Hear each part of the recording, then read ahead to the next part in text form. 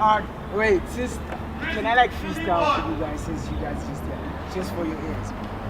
Yeah, freestyle to the camera. Oh, freestyle to camera. I write poetry as well. So what's your take? Poetry or rap? Whatever you want the world to see. This is going on my documentary. Oh really? Yeah. Oh dude, yeah. This is Pomero. It's a panty drop on my cheek. It's called The Value of a Woman.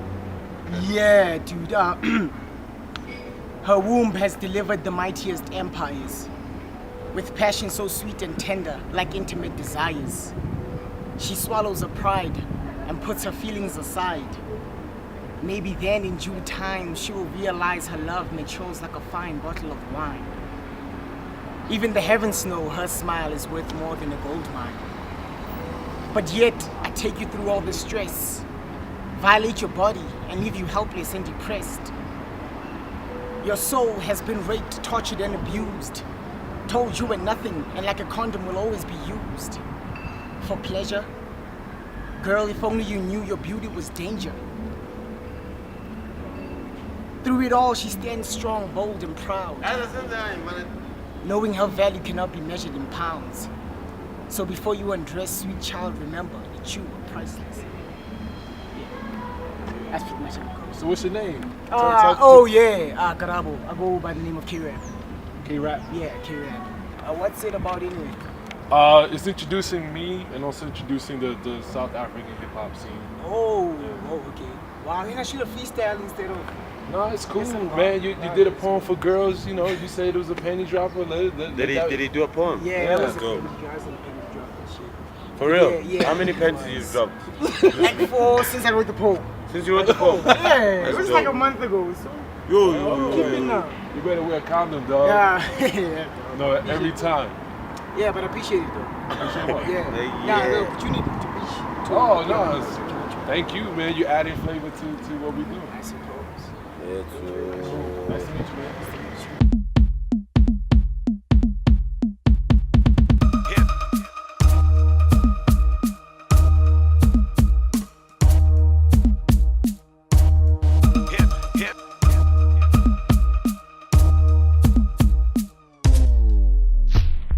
So what's good, man? We out here. We in Bronx-born.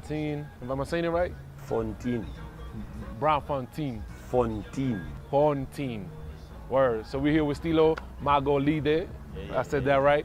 Yeah. This is a homie. I met him last time I was here back in February, and you know, he had his single, Mr. Party, which rang bells in the clubs. And for me, what I liked about the single was that it wasn't trap, it wasn't the mustard type of sound.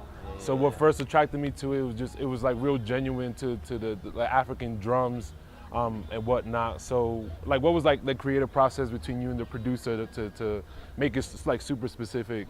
I think like the first step, like creating that song was like, I was at the club, Sway, and we're just partying or whatever, and this idiot friend of mine, Shilly Mings, he always likes to like pick fun at like rappers or whatever. His whole thing is like, you guys are a joke. So he started a cypher. Okay. So he started like kind of like battling me or whatever, and then like I went back at him. But my whole thing is like, it's never, I'm not like a battle rap or anything. So my thing is like, it's all about, everything's about the jig. So it's keeping the jig intact, you know what I mean, selling the jig, lifestyle based, you know? Yeah. So that's where that hook came from. I started jamming that hook in the club, and then everybody just felt like, shit, that shit is so cool. And then I just made sure I didn't forget it, put it on my voice note. Yeah. Next time I was in the studio, I was like, yo man, this is the new joint, but now we need to find the sound that will work with it. Yeah. And then at that time we were going back and forth from Joburg to Durban.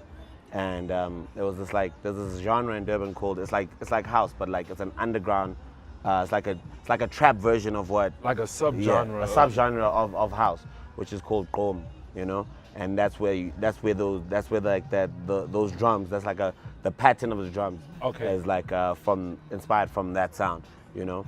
But we also like infuse like a Joburg kind of like house party element to it.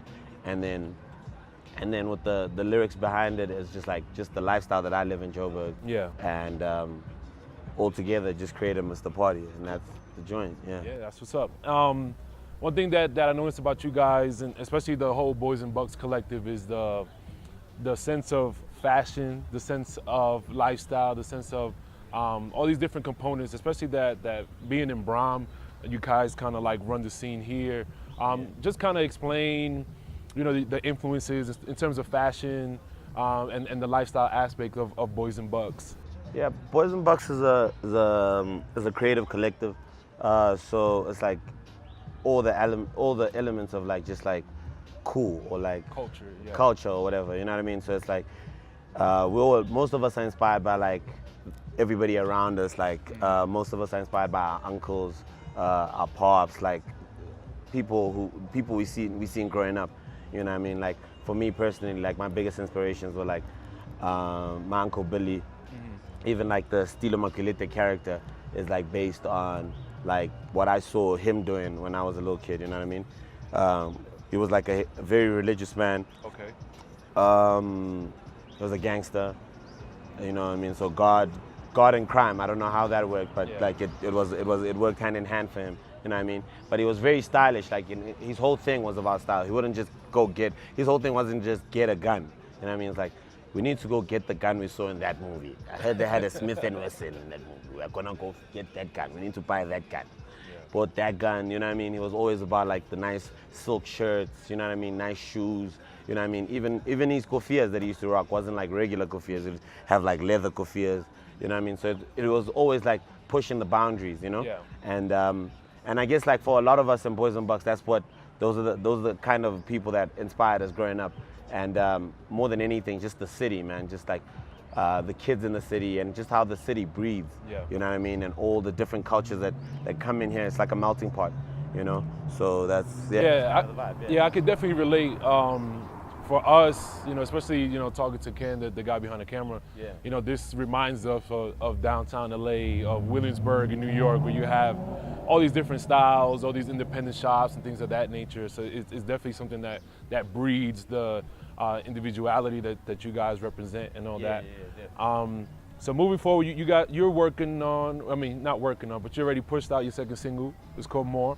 Yeah. This is my third single. Okay. Yeah. Which one did I miss? All on Me was my, actually, shit. 2190 was my first single. Okay. And then All on Me was my second single. Mr. Party was my third single. More was my fourth single. Oh, okay, my bad. So but commercially, More is my third single. Okay. Yeah, commercially, yeah. So I need the first two tracks then. Yeah, definitely. But the tape is like done. I'm having a listening session like next week Wednesday. We're just mapping that out. Okay. Yeah, so, you know, it's pretty crazy.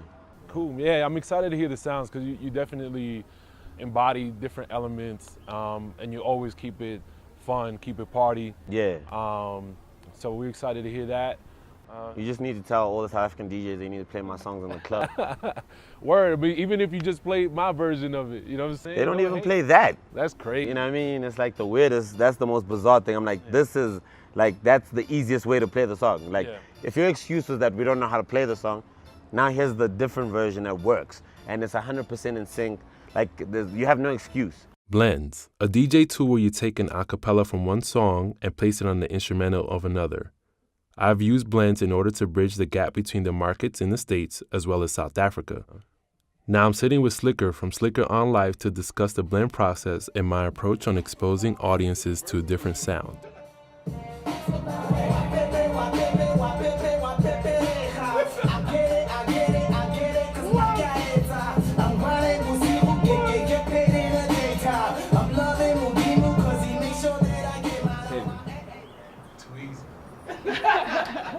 Yo, what's the process of the mix though? You know, the blend.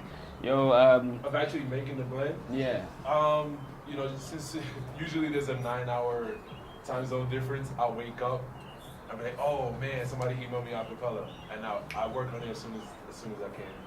And typically I knock it out in like 10 minutes, like at least a concept, and then I'll mix and master it because, you know, certain songs, either the vocals are too low or the instrumental's too high or low, whatever. So, you know, you gotta make it mesh well. That's really the process. Like, I hear these songs more than enough times that it's kind of almost natural as soon as I get the acapella. Yeah. All right, man. So, anything that you've heard that you wanna go blend since you've been here? Anybody want to send me acapella? I'm gonna like give him my whole spin. Yeah. So I'm like one of those guys. I'm willing to work with anybody that's making noise in the scene. So just holla at me. Alright, dope, man. Yeah. It's dope. I think it's dope. You know, we're gonna cut it up, show the world. You know what I mean? Appreciate that. Stilo Magolide. Stilo Magolide. Sambe moyene. Skaba mabodlela.